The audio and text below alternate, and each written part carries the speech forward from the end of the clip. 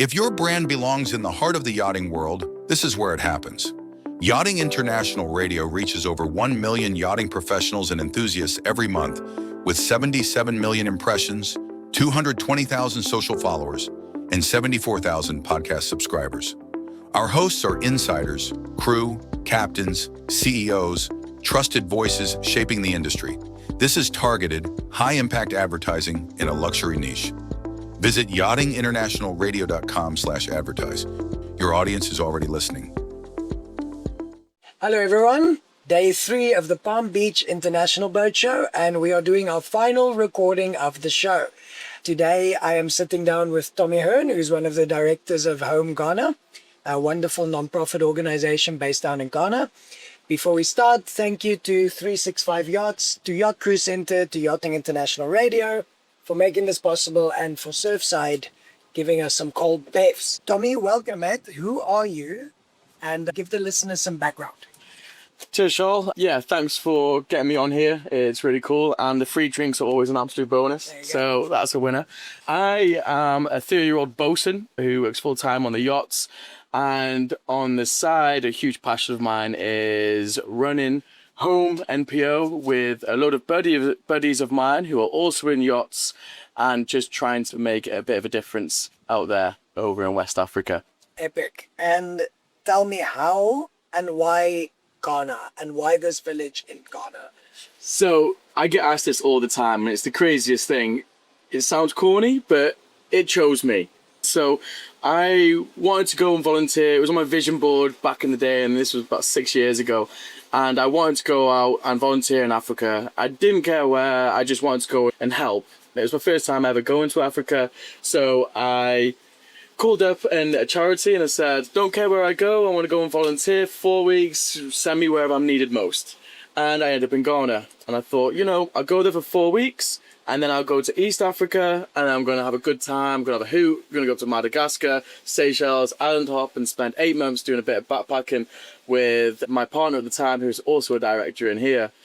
And things just changed dramatically. It was only week 2 we were in here in Ghana, and I fell in love with this place straight away. They're so welcoming for us to be there.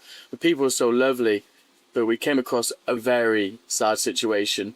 And it kind of struck me, we were walking through the village, and there was a small school there with beaten up roof, not appropriate furniture, nails sticking out, no bathrooms, no running water, no catering, one teacher applying, and it just broke my heart. And we decided there and then that no matter what it takes, we're going to stay there and build a school.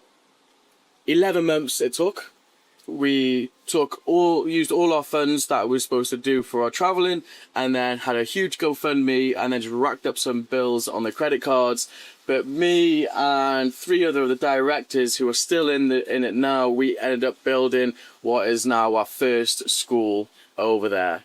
So that is the basics of it. That's a really cool story, and I think we are in such a luxury-driven industry that it's nice to hear these stories. There's people around us that have abundant wealth and more money than they would ever need. So hearing someone that might not necessarily have had all the means at their disposal and was willing to rack up credit card debt to help build a school, you're a good dude, and the directors are doing a wonderful thing, and we are very proud and happy to showcase what you guys are doing. So genuinely, from the bottom of my heart, you guys are absolute fucking legends.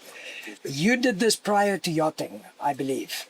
Yes, and that's then right. You entered the yachting industry noticing, hey, maybe we can loop in some other people here. Talk to me about that.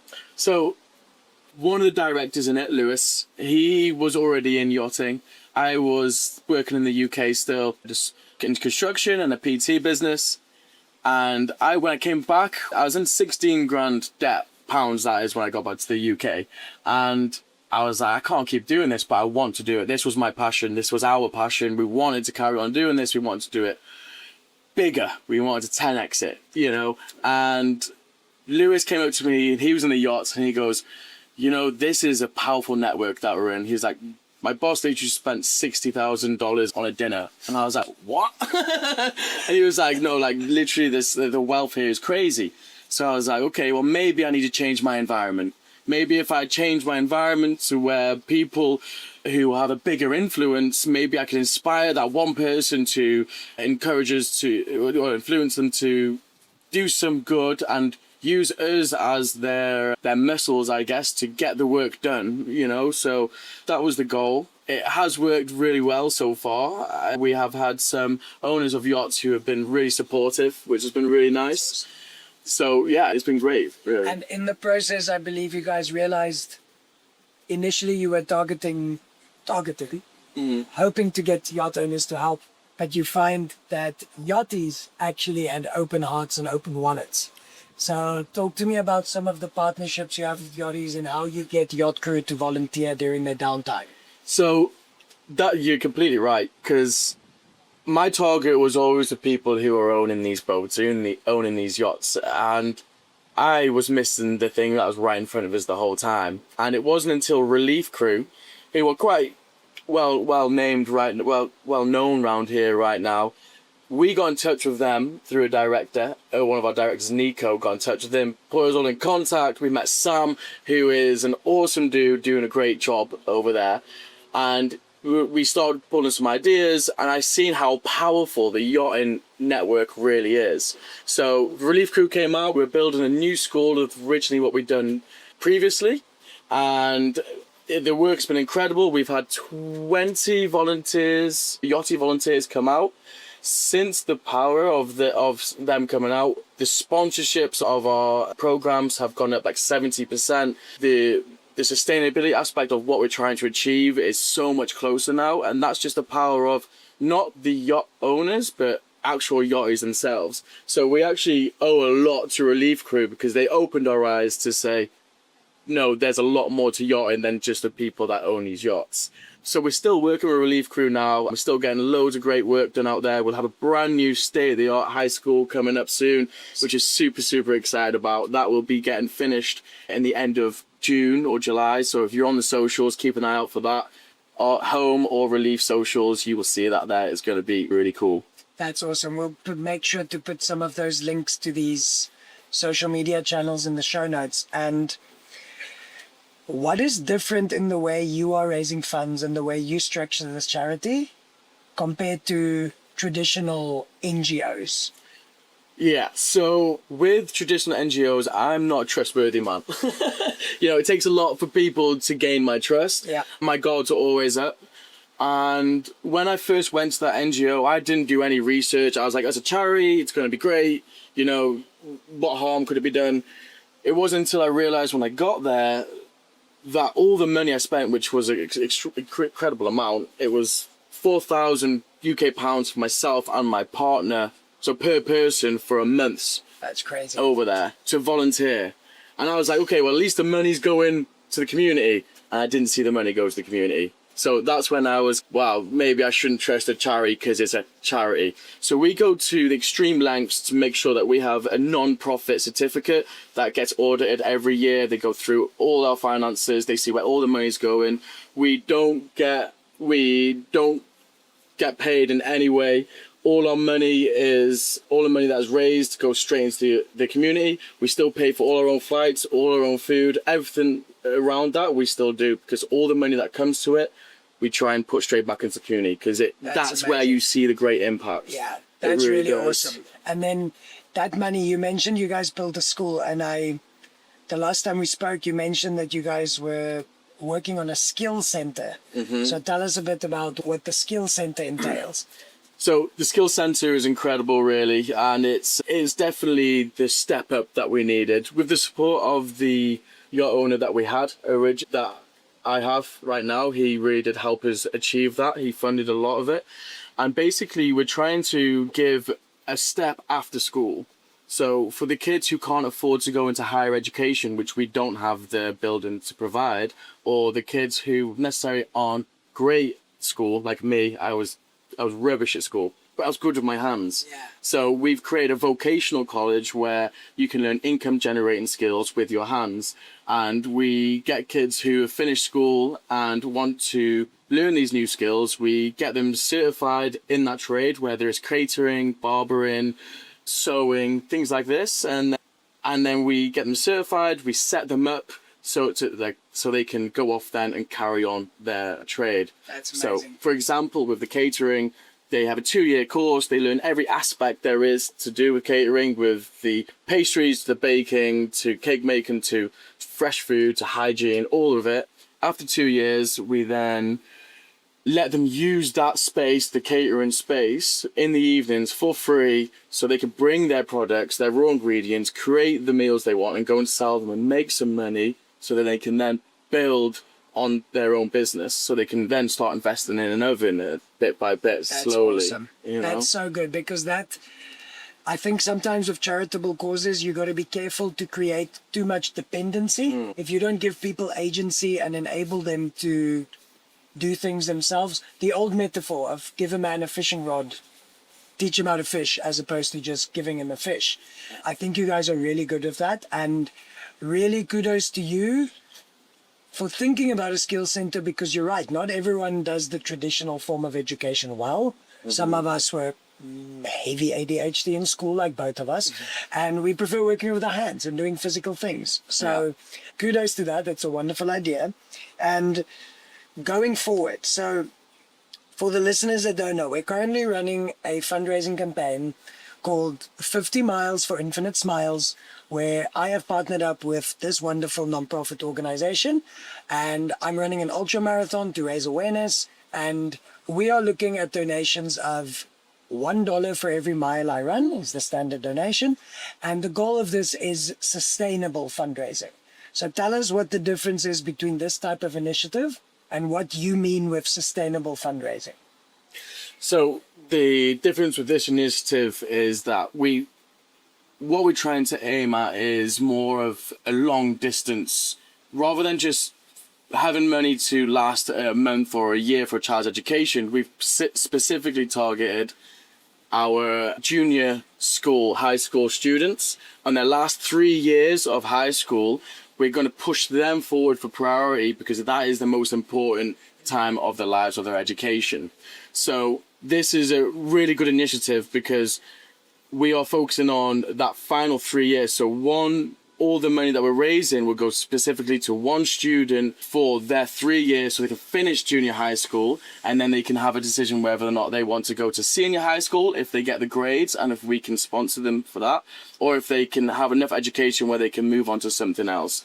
But it's the final 3 years where they're in school where it really means the most, where they need to get them grades on that piece of paper if they ever want to achieve anything in life. Yeah. So it's not just a year at any point of their life. It's that important year of, we have it in the UK, I don't know what it's like in South Africa or America, but GCSEs. Yeah. You want to get them GCSEs, because then GCSEs are what people look at in applications for any jobs. Yes. So that final 3 years is what we're trying to cover for one student, because that is going to set them up then for their future. That's awesome. Yeah, and that's good, because it's high impact, high leverage, and you don't spread a lot of the money thin over a bunch of people.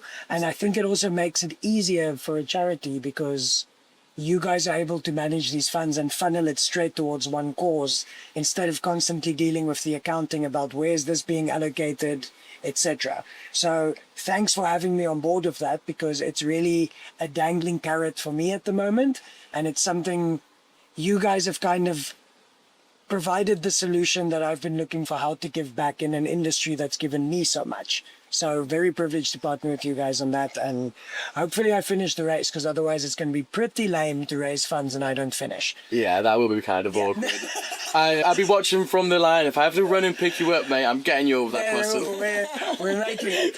You've committed now. You've committed. You've got to do it. So 50 Miles for Infinite Smiles. We'll put the link in the show notes as well. Super important. Cannot emphasize enough how much this is going to mean to this foundation. And then finally, for us to close out, mate, how do yachties tie in and get involved with these initiatives? How do they volunteer? How can they help? Plug. So we have set up our volunteer accommodation now. So we've got the whole infrastructure ready to go. So this summer is the first time we're ready to actually receive volunteers. And there's numerous ways they can do that. So we have the basic education, so anything from basic English to basic maths, or even playing with kids in the nursery and teaching your head, shoulders, knees and toes. Yeah. It's normally what I like to do, I'm not going to lie. It's on my intellectual level, so. So you can do anything from that, and then anything from outside of school as well. So if you're passionate about playing the violin, if you're passionate about cricket, if you're passionate about arts and crafts, then we give you a platform and an audience of the right audience where you can showcase them talents and showcase what you're passionate about. Because as a person who is very passionate about certain sports, I know the best teacher is always someone who's passionate about it. 100%. On top of that as well, we have the Skills Centre, which is an incredible place where you can have a chance to focus on certain skills we provide. So for example, my old chef on the old boat came out and he did masterclasses in the catering, which was so much fun. That's awesome. And it was so good. He was able to go there and show a few different recipes that he really likes, some basic ones that are really good for that type of environment as well, and what they naturally source out there. And it was really nice to see. So when they reach out through the platform of volunteering, we want to get to know the possible volunteer who wants to come out there, so we can make it fitted for you out there. We can make you shine out there because we want to get the best out of you. And Yeah, it's not just going to throw you to the wolves, you know. And those that might not be able to attend physically because of demanding work schedules and not being on rotation, needing to visit family, if they still want to get involved, how can they do that? So there's a few different ways that you can get involved, and that is either through sponsorship of education. So we run a sponsorship scheme where we have a package involved straight away where you donate some money through our website. All the money goes 100% to the student and their education, and that will provide a meal of the day, 2 uniforms, all their textbooks, exam fees, and about 5% of that money goes to help run the school, such as electricity and teachers. Alternatively, if you want to rank it up a little bit, you can also sponsor a teacher's salary, which is also a huge benefit to the school. They are the rock of the children's education. At the moment, we do share the salaries between the directors. We all put in to pay for the teachers. That's the only way we're able to run it. So anyone who is willing to sponsor children's education or a teacher's salary would be absolutely incredible. Other than that, if they're not wanting to commit to a monthly or an annually sponsorship, there's the option to just donate. Any amount counts, any amount helps. And also, if you're not in a position to financially support, which is completely understandable, but you still want to help, then there's the opportunity of just spreading the word. That's it. Share, follow, share with your buddies, it all helps. Networking is so powerful. Yeah, it's critical. And really, Yachties, we're going to close out this podcast journey we've done in this wonderful catamaran. Look at us. We are surrounded by abundance. We have so much. These kids need $1,266 to go through 3 years of schooling, which is less than some of you spend at a night at Space. You buy much dumber shit with that type of money. So I'm really urging you, open your hearts, open your wallets. These people are the real deal. I've spoken to them for months. I cannot thank you enough for the things you do for the kids down there. You're an absolute legend, and let's go raise some money for those kids. Amazing. Nice. Got the rag in there. I had to get the rag in there. Yeah. Yo, amazing.